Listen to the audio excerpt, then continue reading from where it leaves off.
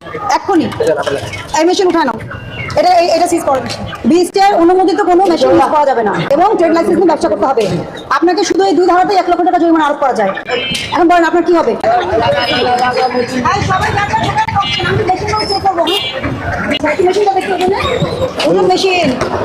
Machine কি একটাই? BSTI calibration করেছে? কবে করেছে? এটা ওজন দেখেন কিভাবে? ওই সাইড দেখা যাচ্ছে, এই সাইড দেখা যাচ্ছে।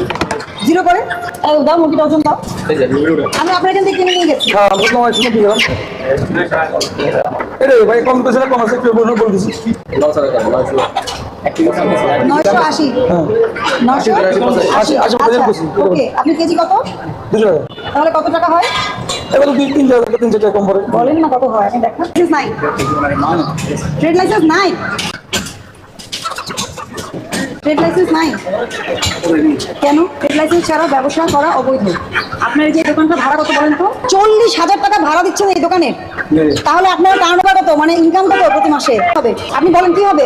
এখন তো আমার ক্ষমা করার পরে বসে আসছে। আপনাকে ক্ষমা তো করা যাবে না, ক্ষমার তো কোনো সুযোগই নাই। আজকে সতর্কতামূলক আপনাকে 45 ধারায় 10,000 টাকা জরিমানা আরোপ করা হলো। আপনি 10,000 টাকা জরিমানা পরিশোধ করবেন। আর আমি আগামী সপ্তাহে এসে ফলো আপ করবো। যদি এর মধ্যে আপনি আমাকে লাইসেন্সের কাগজপত্র, টাকা পয়সা জমা দিয়েছেন, এগুলো দেখাতে না পারেন, তাহলে দোকান বন্ধ থাকবে যতদিন না আপনি লাইসেন্স নিচ্ছেন। আমি বুঝতে পারছি।